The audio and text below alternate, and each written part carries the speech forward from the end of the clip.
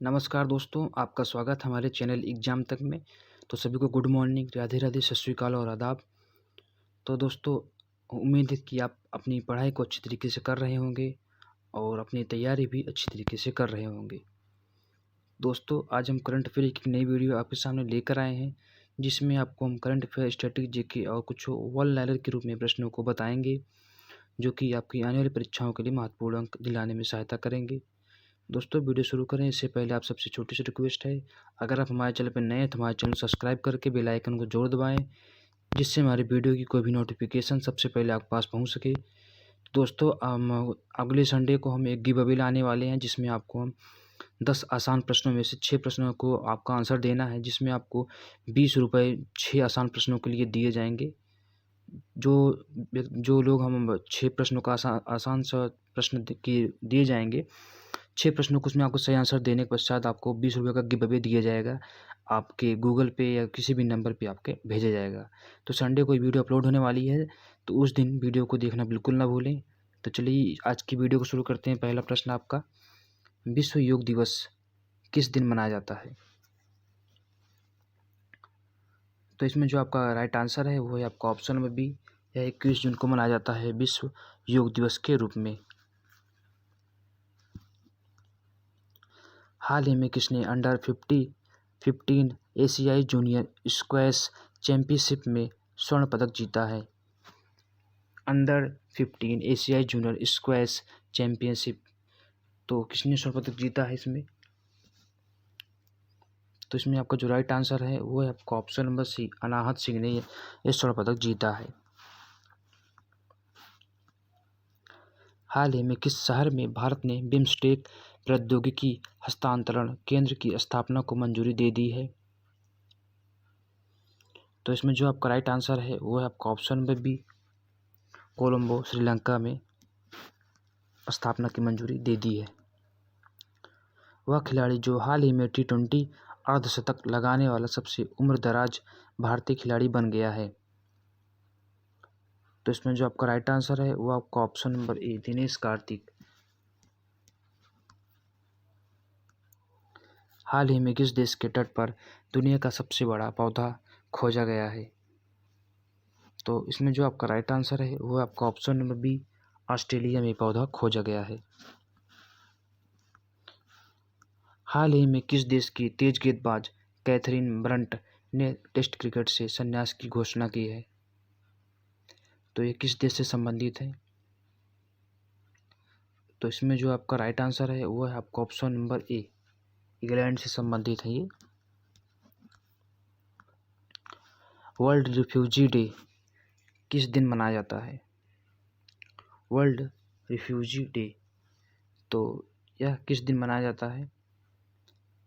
तो इसमें जो आपका राइट आंसर है वो है आपका ऑप्शन नंबर डी, यह 20 जून को मनाया जाता है वर्ल्ड रिफ्यूजी डे के रूप में। केंद्रीय गृह मंत्रालय ने केंद्रीय सशस्त्र पुलिस बलों और असम राइफल्स में कितने प्रतिशत रिक्तियों को अग्निवीरों के लिए आरक्षित करने की घोषणा की है? तो जो रक्षा मंत्रालय के द्वारा भी निकाला गया है अग्निवीर योजना, उसके तहत जो जो आरक्षण दिया जाएगा वो कितना दिया जाएगा अग्निवीरों को? तो इसमें जो राइट आंसर है आपका, तो ऑप्शन नंबर बी, 10% आरक्षण की घोषणा की गई है। किस देश को financial action task force FATF की ग्रे लिस्ट में बरकरार रखा गया है? बी, पाकिस्तान को बरकरार रखा गया है। इसे अक्टूबर में इसी वर्ष इसे निकाला जाएगा ग्रे लिस्ट से। तो चलिए कल के क्वेश्चन को रिवीजन कर लेते हैं। विश्व शरणार्थी दिवस किस दिन मनाया जाता है? तो ऑप्शन नंबर डी, 20 जून को यह मनाया जाता है। 2022 के भारत के मुख्य सचिवों के पहले राष्ट्रीय सम्मेलन की अध्यक्षता किसने की?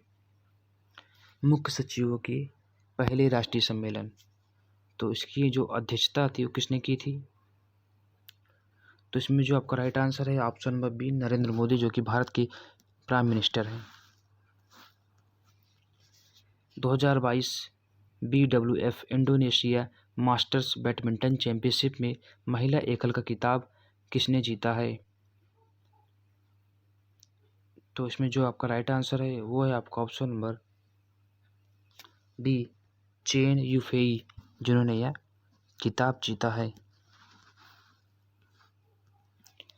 2022 में भारत के मुख्य सचिवों के पहले राष्ट्रीय सम्मेलन की अध्यक्षता किसने की?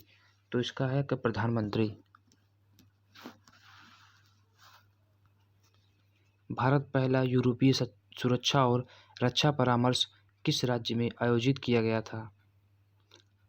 पहला भारतीय यूरोपीय सुरक्षा और रक्षा परामर्श, तो यह कहाँ पर, किस राज्य में आयोजित किया गया था?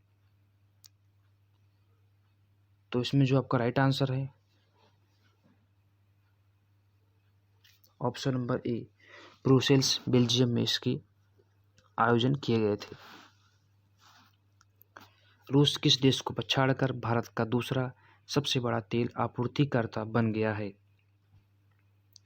तो इसमें जो आपका राइट आंसर है वो है आपका ऑप्शन नंबर सी, सऊदी अरब को पछाड़कर दूसरे स्थान पर आ गया है तेल आपूर्ति के मामले में भारत के लिए। भारत सरकार ने रक्षा बलों के लिए 4 साल की कार्यकाल योजना अग्निपथ सैन्य भर्ती योजना शुरू की है। कौन सा विभाग इस योजना को लागू कर रहा है? तो इसमें जो आपका राइट आंसर है वो है आपका ऑप्शन नंबर सी, सैन्य मामलों का जो विभाग है इसे ही जारी किया जा रहा है। पात्र ग्राहकों को डिजिटल मोड के माध्यम से अपने किसान क्रेडिट कार्ड खातों को नवीनीकृत करने में सक्षम बनाने के लिए किस बैंक ने केसीसी डिजिटल नवीनीकरण योजना शुरू की है?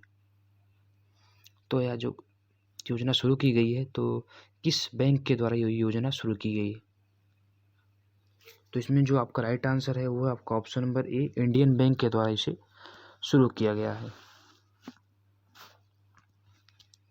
ग्रामीण क्षेत्रों में लोगों को वित्तीय सुविधाएं प्रदान करने के लिए किस फिनटेक स्टार्टअप ने ग्रामीण भारत में लक्षित यूपीआई सेवा शुरू की है? तो जो यूपीआई सेवा शुरू की गई है भारत में वो कौन सी है? ऑप्शन नंबर बी, एक्सपे लाइफ, जो कि हाल ही में से शुरू किया गया है। नवाचार के क्षेत्र में एक महत्वपूर्ण पहल रेलवे के लिए स्टार्टअप किसने लॉन्च किया है? तो इसमें जो आपका राइट आंसर है वो आपका ऑप्शन नंबर डी, भारत के रेल मंत्री अश्विनी वैष्णव, इन्होंने इसे लॉन्च किया है रेलवे के लिए एक स्टार्टअप। फिनलैंड में पाओ नूर्मी खेलों में 89.3 मीटर भाला फेंक कर नया राष्ट्रीय रिकॉर्ड किसने बनाया? तो इसमें जो आपका राइट आंसर है वो आपका option number D, Neeraj Chopra, और इन्होंने हाल ही में गोल्ड मेडल भी जीता है 86 पॉइंट कुछ जो पॉइंट करके है।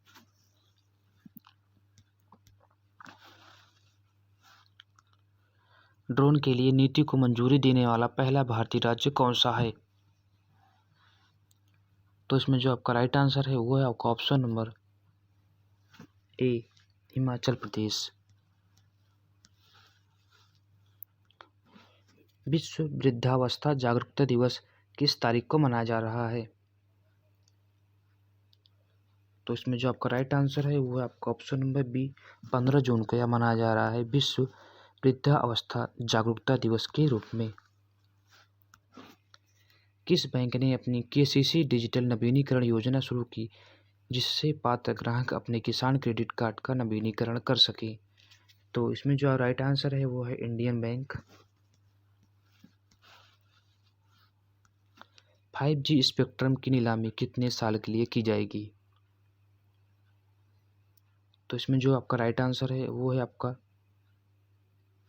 ऑप्शन नंबर सी, ये 20 वर्ष के लिए की जाएगी नीलामी।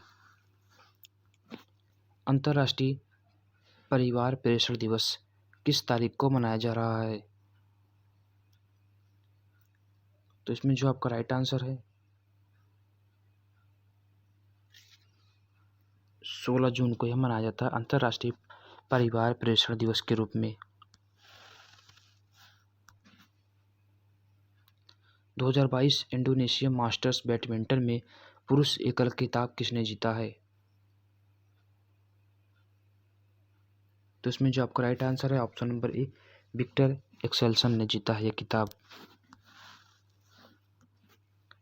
बिम्स्टेक प्रौद्योगिकी हस्तांतरण केंद्र का जो स्थान है वह कौन सा है?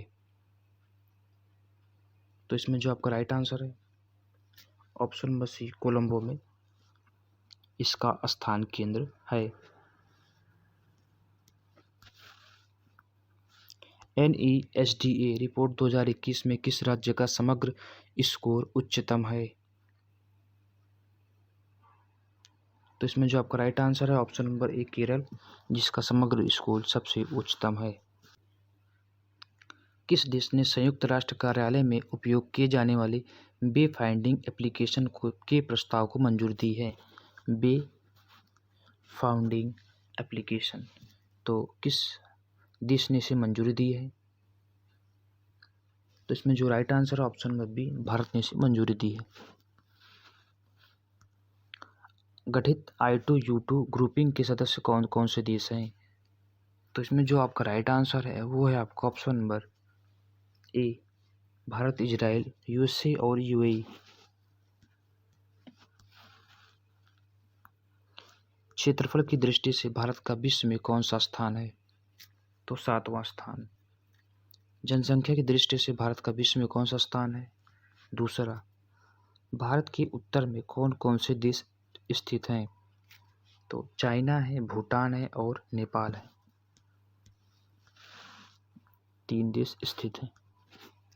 भारत के पूर्व में कौन सा देश है? तो बांग्लादेश। भारत के पश्चिम में पाकिस्तान। भारत के दक्षिण पश्चिम में कौन सा सागर है? तो अरब सागर है, भारत के दक्षिण पश्चिम में स्थित है। भारत के दक्षिण पूर्व में कौन सी खाड़ी है? तो बंगाल की खाड़ी, बे ऑफ बंगाल। भारत के दक्षिण में कौन सा महासागर है? तो इंडियन ओशन, यानी कि हिंद महासागर। पूर्वांचल की पहाड़ियाँ भारत को किस देश से अलग करती हैं? तो म्यांमार से अलग करती हैं पूर्वांचल की पहाड़ियाँ। मन्नार की खाड़ी और पाक जलमरू मध्य भारत को किस देश से अलग करते हैं? तो श्रीलंका से अलग करते हैं। संपूर्ण भारत की अक्षांशीय विस्तार कितना है? तो 8 डिग्री 4 अंश से 37 डिग्री 6 अंश उत्तरी अक्षांश का विस्तार है। भारत के मध्य से कौन सी रेखा होकर गुजरती है? तो कर्क रेखा होकर गुजरती है भारत की मध्य से। भारत के उत्तर से दक्षिण तक विस्तार कितना है? तो 3214 किलोमीटर। भारत का पूर्व से पश्चिम तक विस्तार कितना है? तो 2933 किलोमीटर तक विस्तार है पूर्व से पश्चिम तक। अंडमान निकोबार द्वीप समूह कहाँ स्थित है? तो ये बे ऑफ बंगाल की खाड़ी में स्थित है, बंगाल की खाड़ी में। लक्षद्वीप कहाँ स्थित है? तो यह अरब सागर में स्थित है। भारत का दक्षिणी छोर क्या कहलाता है? तो ये इंदिरा पॉइंट कहलाता है। इंदिरा पॉइंट को किस दूसरे नाम से भी जाना जाता है? तो इसे पिगमिलियन पॉइंट के नाम से भी जाना जाता है। भारत का क्षेत्रफल विश्व के क्षेत्रफल का कितना है? तो 2.42% है। विश्व की कुल जनसंख्या का कितने प्रतिशत भारत में निवास करते हैं? तो 17% हैं जो कि कुल जनसंख्या का यहाँ पे निवास करते हैं। भारत का कुल जो क्षेत्रफल है वो कितना है? तो है 32,87,263 स्क्वायर किलोमीटर।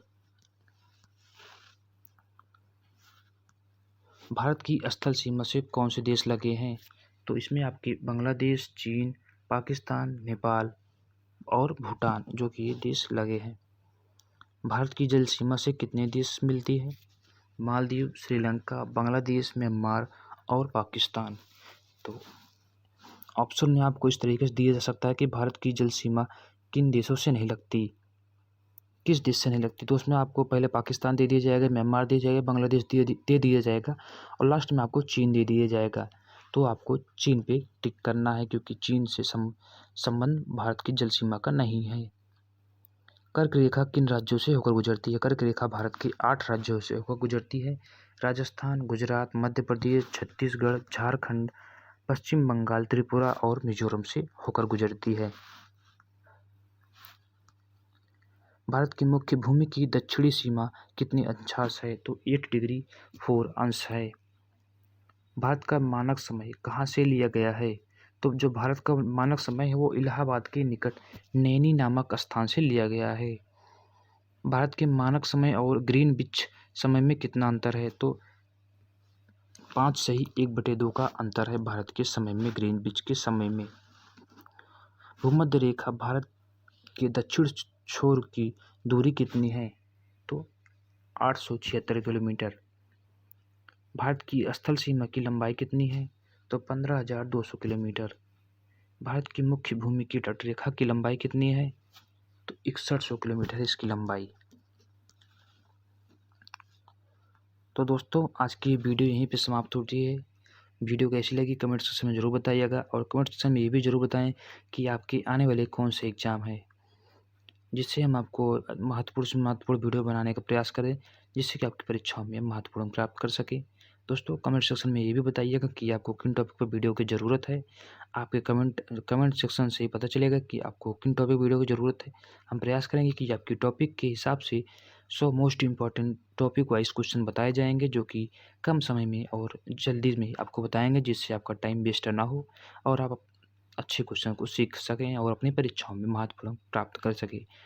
तो चलिए दोस्तों आज की क्लास को यहीं समाप्त करते हैं। मिलते हैं आपको अगले महत्वपूर्ण वीडियो में, जिसमें आपको हम करंट अफेयर, स्टैटिक जीके और वर्ल्ड नॉलेज के रूप में प्रश्नों को बताते हैं। तो चलिए आज की क्लास को यहीं समाप्त करते हैं। मिलते हैं आपको अगली वीडियो में। तब तक के लिए सभी को राधे राधे, जय हिंद।